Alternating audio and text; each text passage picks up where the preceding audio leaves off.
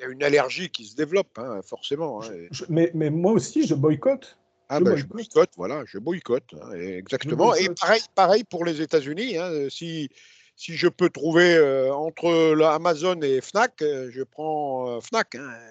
Oui, bien sûr. Mais moi, par exemple, Amazon. en 2015, quand j'ai commencé mes vidéos, je me dis, tiens, comment on peut lutter un peu contre des valeurs qui ne nous plaisent pas et que le mondialisme parfois amène. Et j'ai dit, bah, à part le boycott, Oui, le boycott mais m'a l'air d'être une solution. ça compte à partir du moment où il y a des millions de gens qui boycottent, ça finit par peser dans la balance. Hein.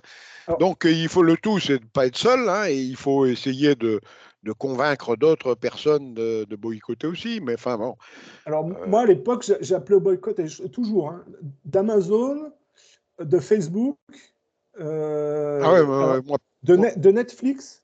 Voilà, ça, moi, non. moi, je suis Alors, pas pareil. Hein, je suis pas je commande quand il n'y a pas d'autre solution. Je commande Amazon, mais je choisis d'abord toutes les autres solutions avant d'arriver à Amazon. moi, Et il y en a des solutions. Hein. mais j'étais catastrophé parce que alors, au boulot, WhatsApp, j'ai jamais eu, mais ils m'ont obligé à le prendre pour le boulot à WhatsApp. Et par contre, à Pôle emploi, maintenant, il y a beaucoup de choses qui se passent sur Facebook. On est obligé de passer par Facebook. Ah bah moi, j'y suis pas. C'est quand même hallucinant, quoi. Moi, j'y suis pas. Hein. J'y suis J'ai pas, jamais été, Facebook. j'ai Non, jamais non, été mais, sur Facebook. non, mais moi non plus, hein, j'y suis pas. Hein. Je refuse absolument de m'y mettre. C'est un réseau intrusif. Oui. Moi, en fait, je suis sur LinkedIn, qui est aussi intrusif que Facebook, sauf que moi, j'y suis en mode réception, c'est tout. Je D'accord. n'émets jamais rien. Je ne sors jamais un message. J'ai un profil pour recevoir un message. En cas d'exception, je peux y répondre. Hein, mais sinon, je reçois des invitations tous les jours où on me demande de m'inscrire sur mon réseau Facebook, sur mon réseau LinkedIn, et je réponds à chaque fois. Je ne prends je ne prends personne. Moi. Si vous avez une adresse mail, je veux bien prendre votre adresse mail et vous mettre en copie cachée de mes envois, si c'est ça qui vous intéresse. Sinon, je ne discute pas avec vous, quoi. Et alors, le truc au départ, je m'étais dit, tiens, je vais travailler sur l'historique de Facebook. Je me dis, tiens, Zuckerberg, en fait, dès le départ, il a piqué l'idée à des gens qui lui avaient demandé de l'aide. Je dis, ben, dès le départ, le truc est vicié, quoi. Donc, je me suis dit, ben, ça partait mal dès le départ. Quelqu'un à qui on demande de l'aide et qui après vous entube et vous pique votre idée pour faire du fric, au départ, dès le départ, on Ouais, voit que ouais. ça va pas aller, quoi. Bah, évidemment, mais enfin, c'est leur méthode. Hein. La méthode, c'est ça. Hein. C'est faire du fric déjà. Donc, leur objectif, c'est pas de réunir les gens, etc. Les grands objectifs qu'on nous fixe. Hein. C'est jamais ça, ni le bien de l'humanité, non, c'est pas ça. Hein. C'est faire du fric et s'entraîner. Alors, les, les investisseurs, hein, qui sont toujours les mêmes, hein, c'est ceux qui ont de l'argent, les investisseurs, ils vont toujours vers les mêmes, hein, vers les gens de leur communauté. Hein, donc, il n'y a qu'à regarder. Hein, dès qu'on promeut un film, moi, je rigole. Hein, chaque fois que sur la télévision, on nous promeut un tel film plutôt que tel autre, pourquoi tel film? Moi, je me pose la question, pourquoi, bon, ce film est certainement très intéressant, mais pourquoi celui-là et pas un autre? Il n'y a pas besoin de gratter longtemps pour voir pourquoi c'est celui-là et pas là un autre. Hein. C'est celui-là parce que le metteur en scène ou le producteur ou l'acteur principal est de la bonne communauté. C'est comme ça que ça se passe. C'est comme ça. Il y a, comment dire, on peut le dire comme ça aujourd'hui, mais c'est pas que la communauté, c'est des réseaux LGBT, tout ça. Ils Oui, se oui, non, cooptent. mais ouais, Et c'est du coup, ça. ça bloque tout. Ça bloque tout. Ouais, ouais, c'est la cooptation de lobbies particuliers qui sont minoritaires en théorie, mais ce sont des gens puissants parce que ils se serrent les coudes et ils s'auto-promeuvent. Ils se font la courte échelle les uns les autres pour monter au poste où ils sont. Oui, Et oui. une fois qu'ils ont un poste en haut, ils ne Ils le cooptent lâchent les plus. autres. Oui, et puis C'est-à-dire après, que ça fait c'est comme ça se multiplie, quoi. Hein, non, mais c'est derrière, ils font monter un maximum de gens de leur communauté ou de leur. Et c'est comme ça que ça se passe. Hein. bien sûr. On peut Mais tourner. c'est le symptôme de ce qu'on appelle la décadence. Hein. Excusez-moi de le dire comme ça. Moi. Je sais pas, mais c'est pas le talent qui prime, hein, c'est l'appartenance communautaire. Alors bon, ils sont pas fous quand même. C'est-à-dire que dans leur communauté, ils choisissent les gens qui ont un peu de cervelle, hein, parce que il n'y a pas que de la cervelle partout, chez les LGBT ou chez les. Donc ils prennent les plus futés et puis ils les font monter. Hein. Ouais. Là, je les ai ajoutés. Alors, ils vont arriver dans 10 minutes. Ouais, ouais, ouais. Ouais, ouais, bah voilà. Hein. Donc, non, non, c'est intéressant. Hein.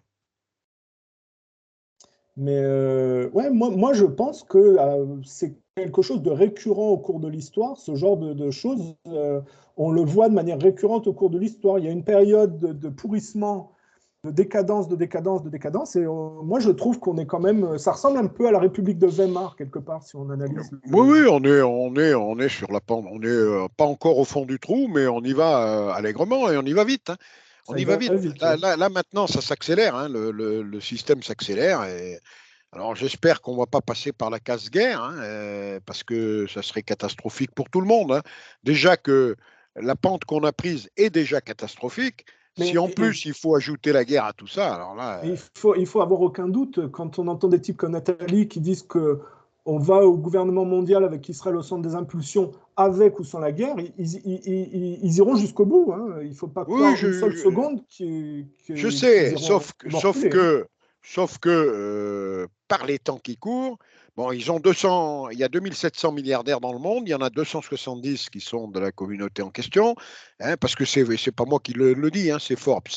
Forbes, il fait un seul classement communautaire, c'est celui-là. Hein, donc on sait combien ils sont, hein, 270.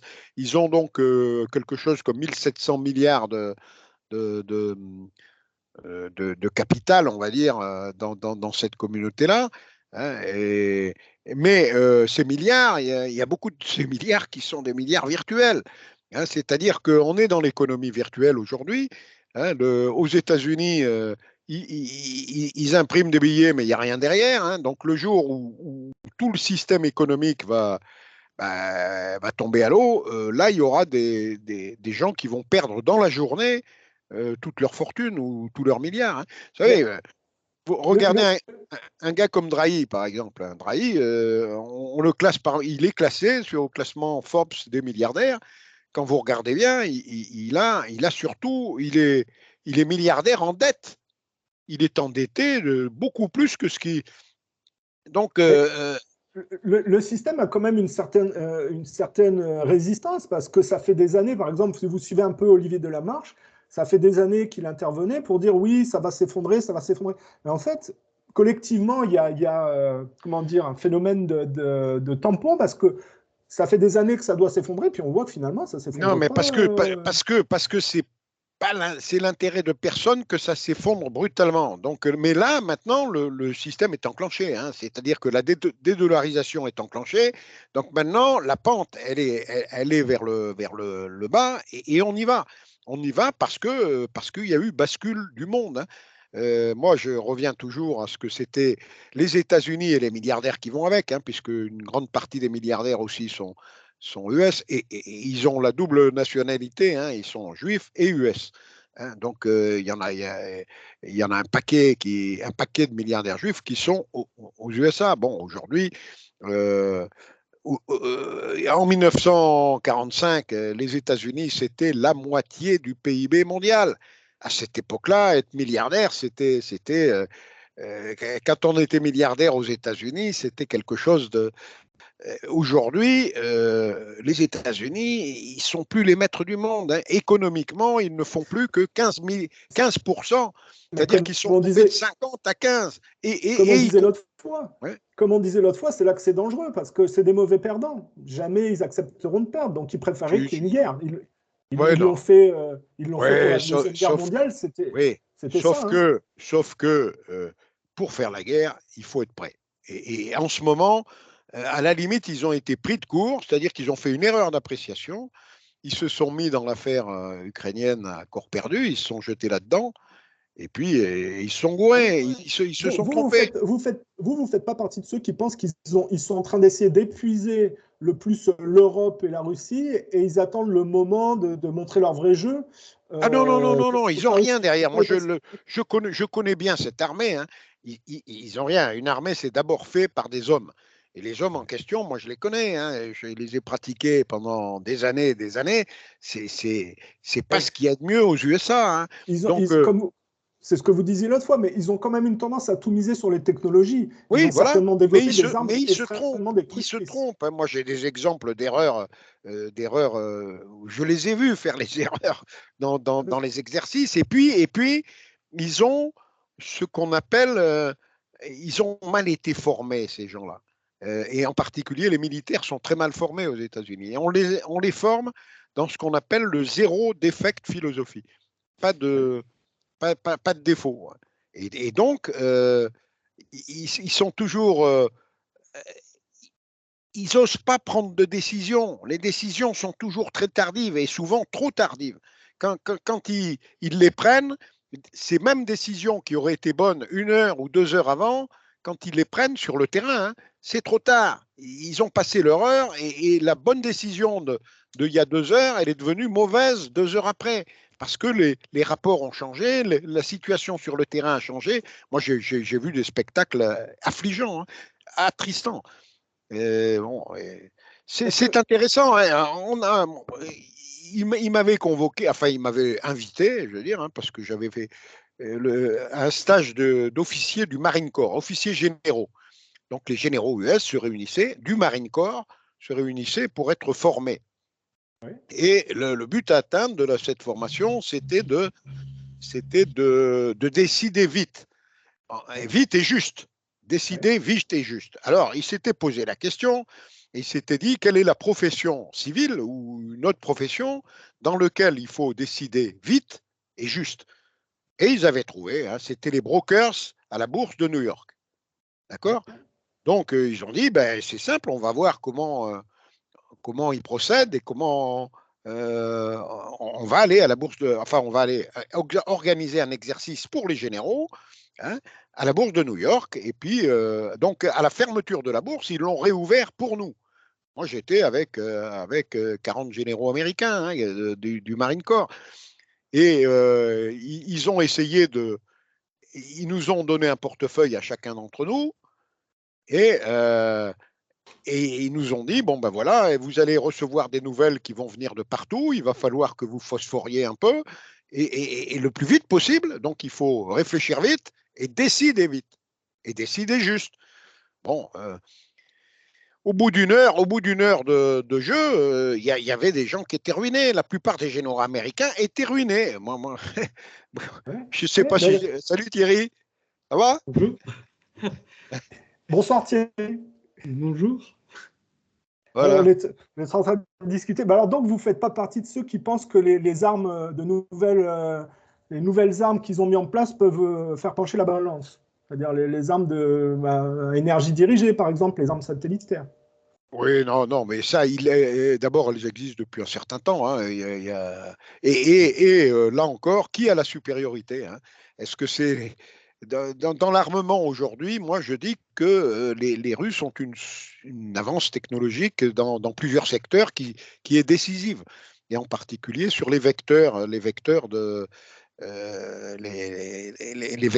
nucléaires, hein, susceptibles de porter des charges nucléaires avec l'hypersonique, avec les missiles qui changent de direction, donc missiles de croisière, et puis avec la durée de vol, la possibilité de faire, hein, le tour de la Terre dans le mauvais sens pour aller les attaquer par des... Non, mais tout Donc ça, pour vous, c'est c'est... les Russes qui ont l'avantage, quoi, en gros, pour vous. En ce moment, oui, ils ne l'ont pas toujours eu, mais en ce moment, oui, je crois qu'ils ont fait des efforts avec des ingénieurs qui n'étaient pas forcément russes d'ailleurs, hein, un ingénieur français en particulier, hein, qui leur a donné, Ah, vous parlez de Monsieur Petit? oui, on Oui, n'a pas d'accord. jugé utile d'écouter ce monsieur. Bon, il est allé vendre sa camelote ailleurs, hein, et les Russes, Les Russes ont les, pris, ouais. les Russes ont pris le truc, quoi. Alors, on attend Youssef Indy, puis je vous expliquerai un peu comment ça va se dérouler, parce que quand on est 4 comme ça en intervention, pour que ça fonctionne, il faut quand même qu'on respecte une structure.